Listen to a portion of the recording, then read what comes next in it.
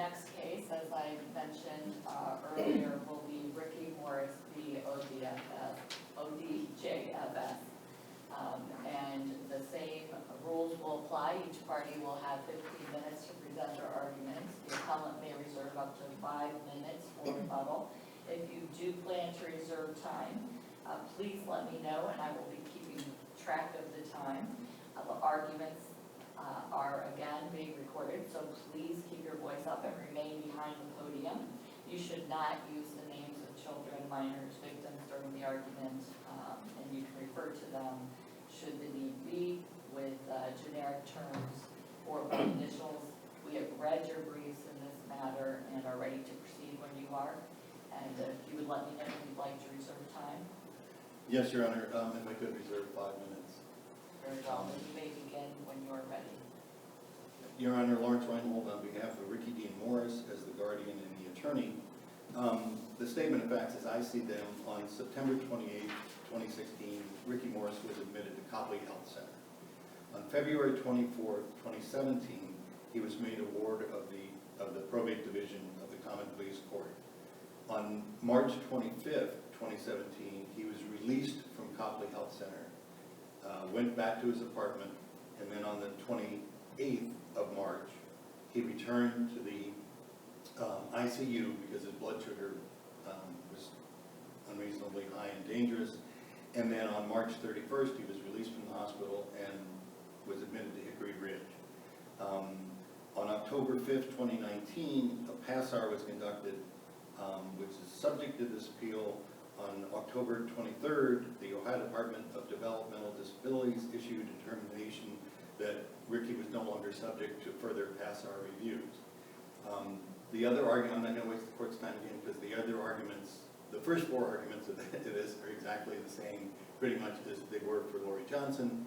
The only difference in this case is the effect of whether, when he was ruled out of the PASAR by the Department of Developmental Disabilities, whether that applied to the PASAR by the mental health. And it's our position that it is, because in the administrative code it talks about an either-or decision. And the Department of Developmental Disabilities ruled that he was no longer subject to further reviews. So I think that that means that he's not by the Department of Health.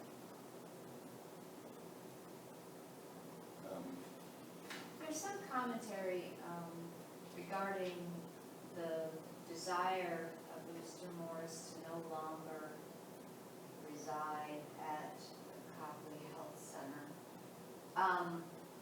Is that relevant to the PASAR review? I'm not sure it's relevant to the PASAR, but it would be relevant as to whether, looking from my perspective, whether the court would keep him there. And it's not in the record, but there have been discussions about whether he should be released, and try again. So the desire of the ward to no longer be placed somewhere, is that a matter that the probate court would, through the guardianship proceeding, would have a hearing on? Let's say. Yes. Okay. Yes. So that's not something the general division would talk about. Correct. So if we're talking only about PASAR, the board's desires are not relevant. They're not relevant to the PASAR review, Right. but they are relevant to decisions that the probate court makes. They don't control. I mean, I'm not saying, if the board says, no, I want to get out, but medically and all the other reasons say that it's too much of a risk for them to be released and they're in danger.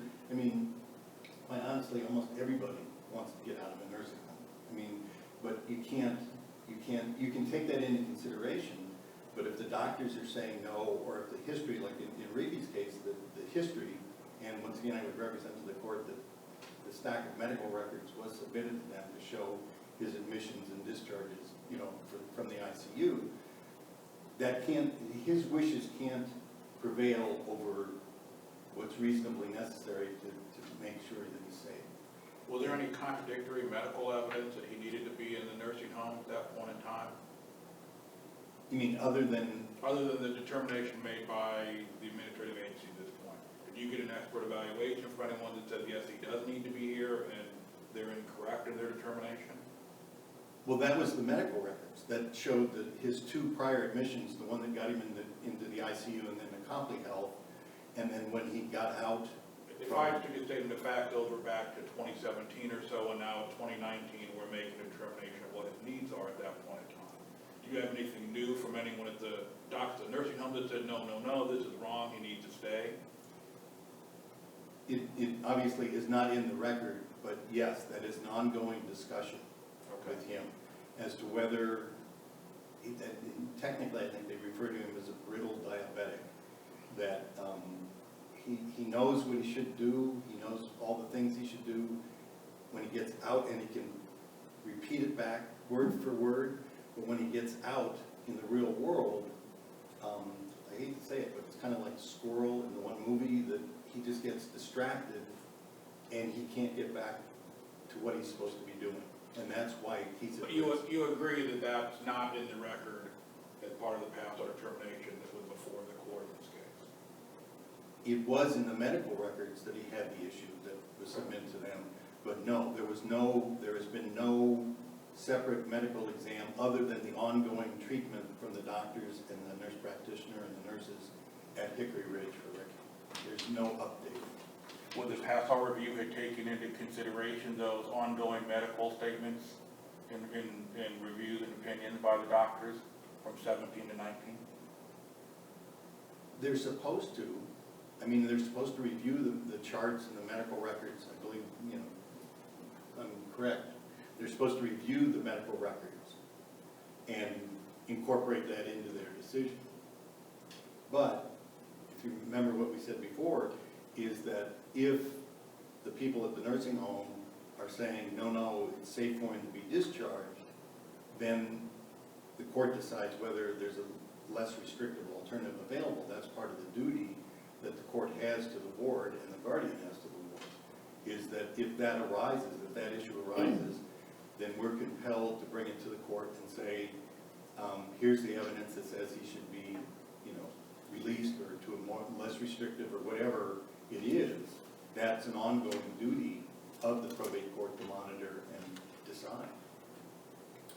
So, just so I understand your argument, is it your argument that the probate court could indefinitely have a ward of the court in one of these federally funded, federally certified Medicaid funded facilities, regardless of what a review might show? I believe that if the court feels that it's in the best interest of the ward to protect them and keep them safe, then yes, I think that's the inherent power of the probate court over an incompetent person, is to protect them. Do you see any impact of the argument related to that they are Medicaid certified facilities? Well, I see that's how it arises, but like I said, when you look at the Olmsted case, it says that if the person wants to stay, they can stay. But I mean, it really is a very serious problem, because on the one hand, you have them saying, no, he doesn't need 24-hour-a-day nursing care, he can dress himself, he can shower, he can feed himself, he can do all those things. But then you have the court and the guardian looking at him and saying, if he goes back out of that facility, he could die. And I mean, that's Well, that's why there's an appeal process, that someone gets to review what they say in this PASSAR analysis. The question is to the probate court or common pleas court. Their decision isn't final, it can be appealed to somebody. Yes, that is Determine if it's appropriate, it's where they're going to be appealed to. Yes, and my argument is the probate court, because of its relationship as the superior guardian of an incompetent person. And 211150, I think, is where we come in with that.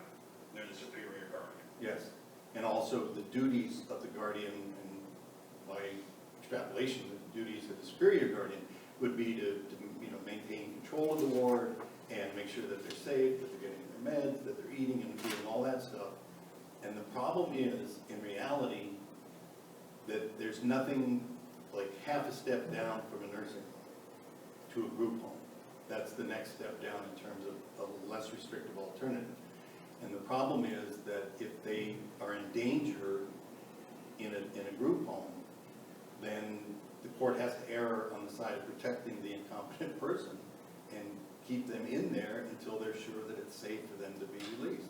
And I think that's the duty and the decision of the probate division. As opposed to the legislative mandated pass-our system with Medicaid-funded facilities. I believe so, because I think that they're looking at different objectives. And I think that the probate division prevails. Thank you. You will have your full 5 minutes for rebuttal.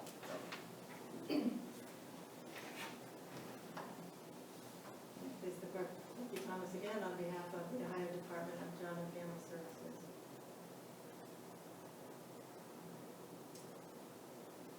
The probate court cannot issue an order for something to do with a guardianship if it contradicts a statute. That's right in the probate court statutes. We've cited it in our brief. That's the limit. So there is no contest between whether the probate court feels it's in the best interest of the ward versus what MHAS, the Mental Health and Addiction Services Department, thinks. They have separate rules, and the department decides whether there's qualification under PASSAR, and then as Judge Stevenson said, it can be appealed. To common police court in your view, and that's the only place it can be appealed to in this particular case, the general division of a common police. Yes, but at the very least, it can be appealed to a common police court. So it's, as you said, Your Honor, it's not final. But there's no ability for a probate court to make an order that's contrary to the statutes. That's right in the law, that makes sense. We don't let courts issue orders that are contrary to black letter law.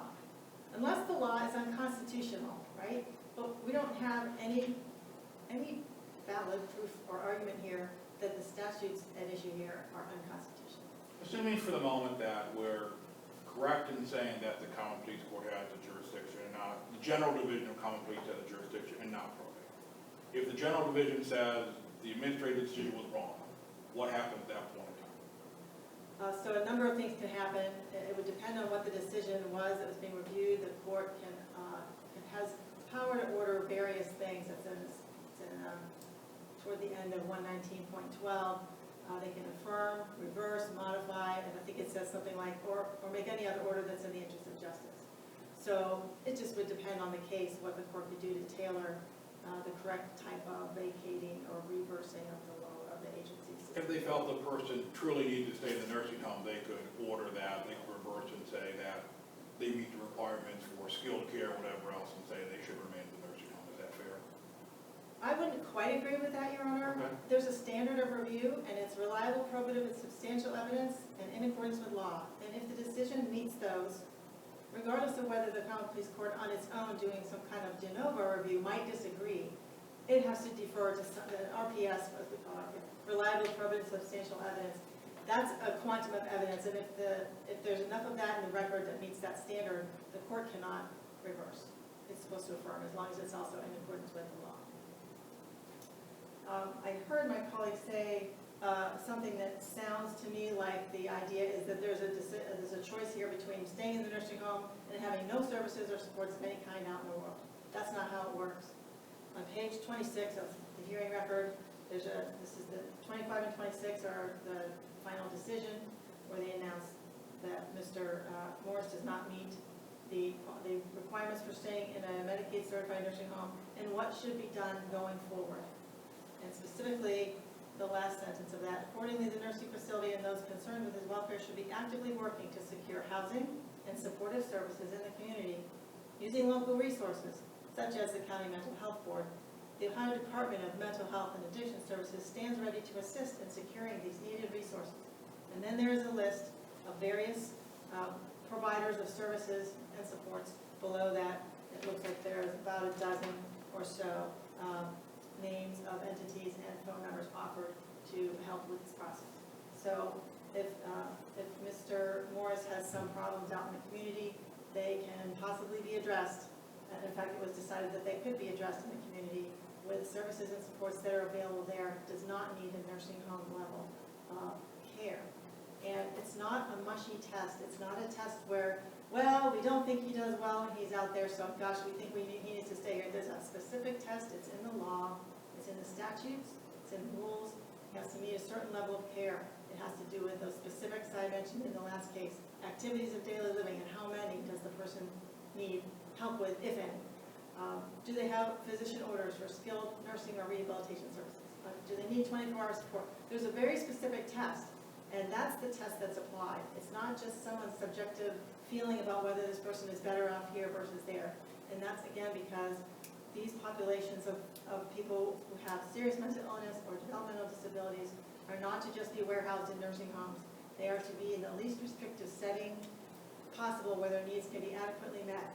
And I want to just point out that nursing homes are not set up to meet the needs of those populations specifically. They're set up for a different purpose. So there's a mismatch. Yes, Karen. So the desires of the individual are not taken into account for the PASR process? That's right. And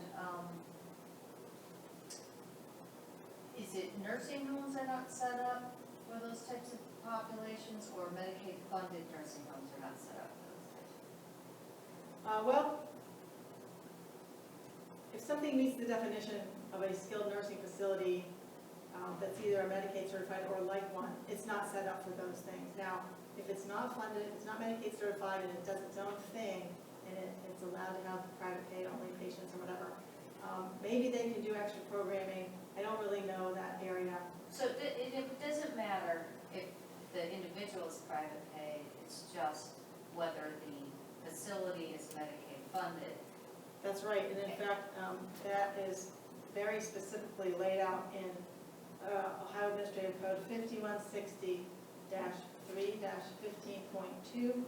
F2. All individuals, regardless of payment source, who are subject to resident review, don't meet the criteria, I'm now paraphrasing, must be discharged and relocated to an appropriate setting under Revised Code 3721.16. It is not about funding at this point in the process, it's about the facility's Medicaid certification and what rules go along with that per federal law. So this could endanger the nursing facility's Medicaid certification. It could endanger Ohio's ability to participate in the Medicaid program if we just run roughshod over the rules that the federal government has placed on as a condition on Medicaid participation. But if it's a skilled facility, level of care, skilled level of care facility, otherwise eligible to be, have Medicaid paid patients there, can they deny a Medicaid patient? I mean, are they allowed to reject a patient just generally? Not sure I know the answer to that. Certainly if they don't have any beds available, obviously they could. I don't know if maybe there are other things that, I actually just don't know that. Yeah, well, it's a little, forgive me, it's a little out there, but I guess the bigger question is are there any skilled facilities that are not Medicaid funded? Other than if they've lost their certification for, I believe there are some, I believe there are private pay nursing homes.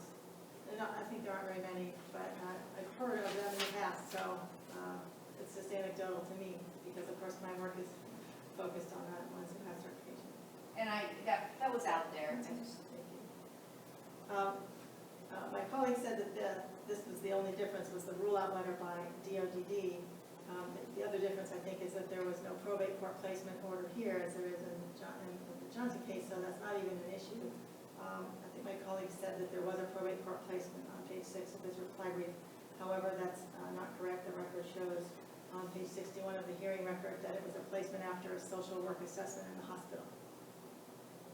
Anyway, the rule out letter by DODD, which I'll dog, that is at page 87 of the hearing record.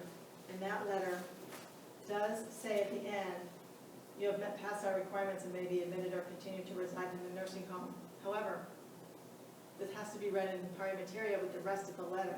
The sentence before that says, based on the information we reviewed, we have determined that you are not subject to further review by the Ohio Department of Developmental Disabilities.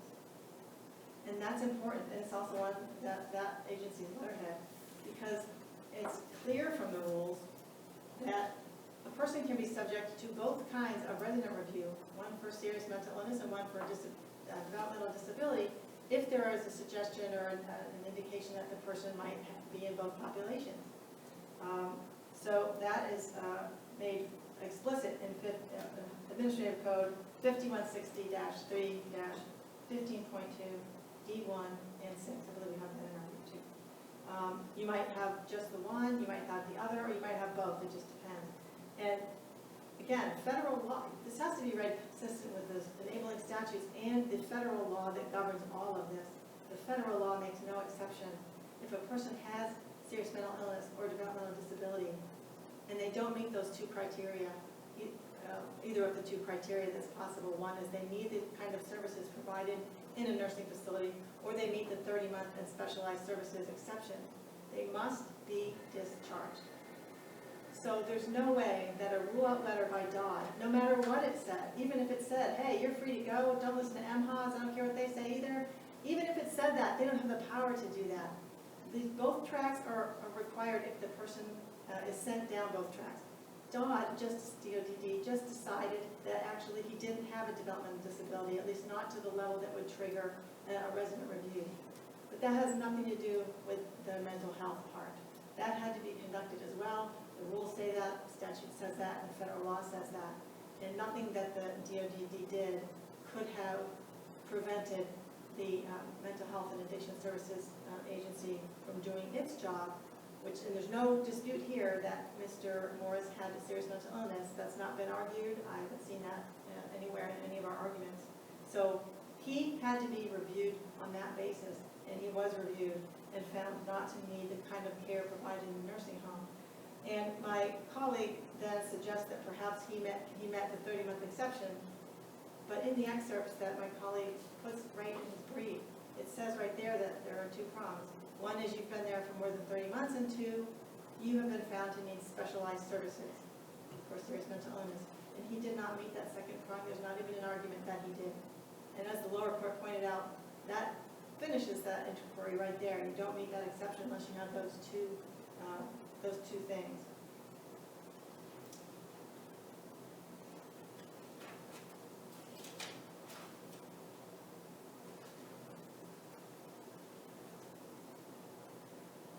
So if there are no further questions, then, as in the other case, we ask the court to affirm the lower court's decision. Thank you. Thank you.